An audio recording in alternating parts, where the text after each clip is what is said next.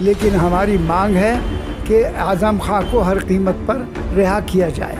और आज़म खां ने को बुरा काम नहीं किया, लोग इससे नाराज़ हैं बहुत ज़्यादा। ये उनका खेल या गेम जो है नाम बदलने का, ये उनको फ़ायदा नहीं पहुंचाएगा।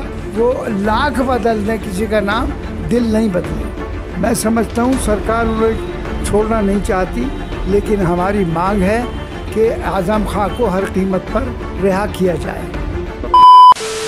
जय दोस्तों, हम बात करें समाजवादी पार्टी के कद्दावर नेता और संभल से सांसद शफीकुर रहमान वर्क साहब की।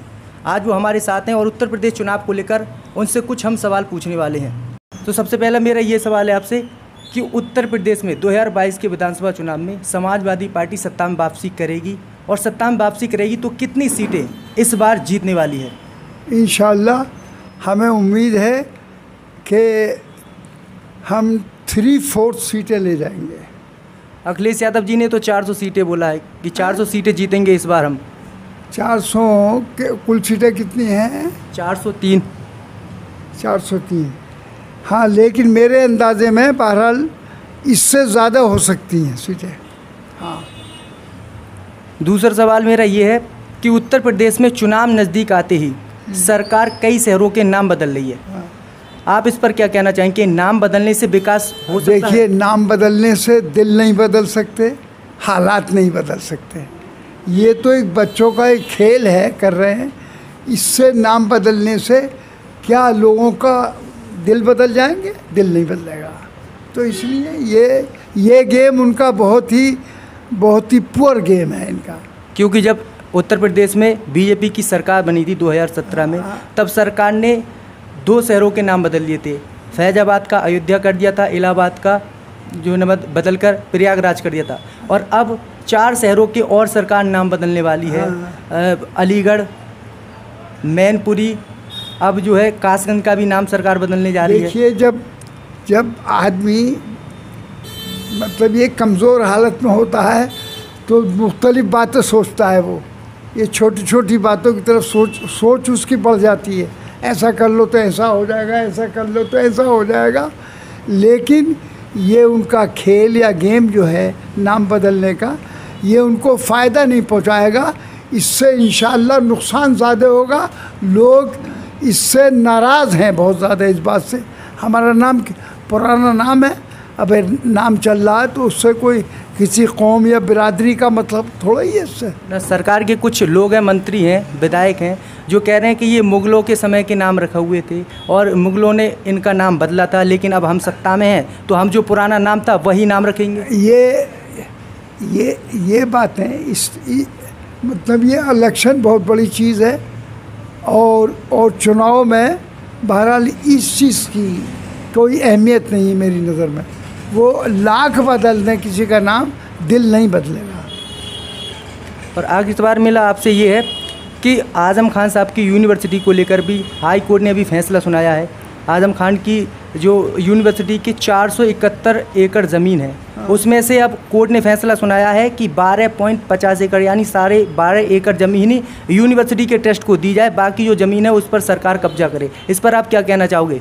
हम तो कहते हैं इसमें असल में जानबूझकर हरेसमेंट पैदा किया जा रहा है, और आज़म खां के ख़िलाफ़ ये जो कुछ भी इतनी कार्रवाई अब तक की गई है या इतने दिनों जो जेल में रखा गया है, वो बेचारे कोरोना के दौर में बीमार भी पड़ गए। तो इससे, इस हरेसमेंट से हम डरने वाले नहीं हैं। लेकिन बहरहाल ये काम जो गवर्नमेंट कर रही है अच्छा नहीं है, बल्कि आज़म खां को छोड़ना चाहिए था उनको, और छोड़ना चाहिए। और आज़म खां ने को बुरा काम नहीं किया है कि यूनिवर्सिटी बनाई, उसमें थोड़ी बहुत कहीं गलतियां कानूनी हो गई होंगी तो उसकी इस्लाह हो सकती है। लेकिन ये कि 471 एकड़ ज़मीन जो है उसको उन्होंने गवर्नमेंट हड़प रही है उसको। अगर सरकार इस पर कार्रवाई करेगी तो यूनिवर्सिटी उनके हाथ से भी छीन सकती है, क्योंकि यूनिवर्सिटी 12 एकड़ नहीं बल्कि और ज़्यादा ज़मीन में बनी हुई है। जब सरकार कब्जा करेगी तो अब ये देखिए, कानूनी मामला अलग चीज़ है, कोर्ट का मामला अलग बात है। कोर्ट से हट के मैं बात कर रहा हूँ कोर्ट ने उनकी याचिका, उन्होंने कहा था कि इस पर कार्रवाई पर रोक लगाई जाए, तो कोर्ट ने फैसला सुनाया है कल ही दोबारा से, तो मना कर दिया कि हम इस कार्रवाई पर रोक नहीं लगा सकते, सरकार जो कर रही है वो ठीक है, ज़मीन ली जाएगी वापस। ठीक है, चूँकि सरकार उनके सिलसिले में उसकी निगाह ठीक नहीं है। मैं समझता हूँ सरकार उन्हें छोड़ना नहीं चाहती, लेकिन हमारी मांग है कि आज़म खां को हर कीमत पर रिहा किया जाए और उनके साथ ये जुल्म हो रहा है। अखिलेश यादव जी ने भी अभी पिछले दिनों बयान दिया था और उन्होंने कहा था खुल के कि आज़म खान साहब पे झूठे मुकदमे लगाए गए हैं। आखिरकार आज़म खान साहब पे झूठे मुकदमे लगाए गए हैं तो पार्टी आंदोलन क्यों नहीं कर रही है, क्यों उनके रिहाई की मांग नहीं कर रही? पिछले दिनों जो है आंदोलन हुआ था। पार्टी का ही तो आदमी हूँ, बहरहाल मैं मांग कर रहा हूँ मैं कि भाई मैं भी एज ए MP भी समझ लीजिएगा, एज ए मुसलमान भी समझ लीजिएगा, तो मैं उनके लिए बहरहाल ख़ुद मांग कर रहा हूँ। अगर गवर्नमेंट बहरहाल छोड़ दे तो मैं समझता हूँ कि इससे यूनिवर्सिटी जो उन्होंने बढ़ाई है उसकी देखभाल ठीक कर सकेंगे। आज़म खान साहब के जो लोग हैं पार्टी के, जो उनके ज़्यादा जुड़े हुए हैं, वो कह रहे हैं कि रामपुर में आज़म खान साहब ने चाकू को छीनकर कलम दी, लेकिन अब सरकार को ये कलम पसंद नहीं आ रही और इसीलिए कार्रवाई बदले की भावना से की जा रही है आज़म खान पर। नहीं, मैं तो ये समझता हूँ ये बात तो खैर सही है करीब, चूँकि भाई मुसलमान यहाँ पर कम से कम 40 करोड़ है इस वक्त मेरी निगाह में। ये चाहे कम बताते हों वो दूसरी बात है, लेकिन मेरी नज़र में जहाँ तक मेरी मालूमात का ताल्लुक़ है, to the best of my knowledge, ये 40 करोड़ मुसलमान इस देश में है। इनको ये पसंद नहीं आ रहा। मुसलमान इतना मुसलमान देश में होने के बाद में ये समझते हैं कि नहीं मुसलमान यहाँ क्या करेगा। तो भाई मुसलमान भी हिंदुस्तान में रहता है, हिंदुस्तान का वो भी मालिक है उसमें। हमने इस देश में हमारे आदमियों ने, यानी मोगलों ने, तुर्कों ने, इन्होंने सब ने ये लगभग 800 साल हुक्मरानी की इस मुल्क में, लेकिन कोई बलवा फसाद नहीं हुआ, कोई नाइंसाफ़ी नहीं की गई। इंसाफ किया उन्होंने। वहाँ जहांगीर का उनका इंसाफ मशहूर है सब। कांग्रेस पार्टी ने आज़म खान साहब को लेकर एक बयान दिया था अभी हाल ही में।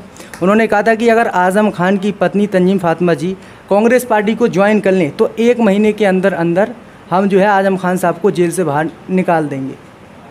ये अमरोहा के संजय सिंह है, कांग्रेस पार्टी के नेता। तो इससे जाहिर हो रहा कि आज़म खान के साथ बदले की भावना से काम किया जा रहा है इन अल्फाज से, या ये जो ऑफ़र आया है इसका मतलब तो ये है कि इस वक्त जानबूझकर इंटेंशनली या और प्रैक्टिकली ये उनके साथ जो कुछ किया जा रहा है जानबूझकर किया जा रहा है।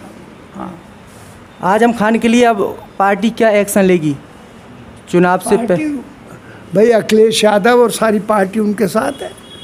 बेल भी मिल गई है उनके बेटे को, अब्दुल्ला आज़म खान को, लेकिन अभी तक 3 हफ्ते का समय भी दिया था कोर्ट ने। चूँकि कोर्ट का मामला है, हम कोर्ट में के मामले में आवाज़ तो उठा सकते हैं, लेकिन फैसला उनके हाथ में है। ये इन्होंने बहुत तरकीब से ये काम किया है कि उनकी सारी यानी मुकदमात और ये कोर्ट के ज़रिए से यानी जुडिशरी में कर दिए। अब जुडिशरी फैसला करेगी, तो इसलिए वो इस तरकीब से अपने आप को बचाए रखना चाहते हैं और उनको छोड़ना भी नहीं चाहते। समाजवादी पार्टी को उम्मीद है कि चुनाव से पहले आज़म खान साहब जेल से बाहर आ जाएंगे। हम तो ये उम्मीद करते हैं कि, और हमारी कोशिश भी यही है कि वो जेल से भी क्या अभी बाहर आ जाए वो।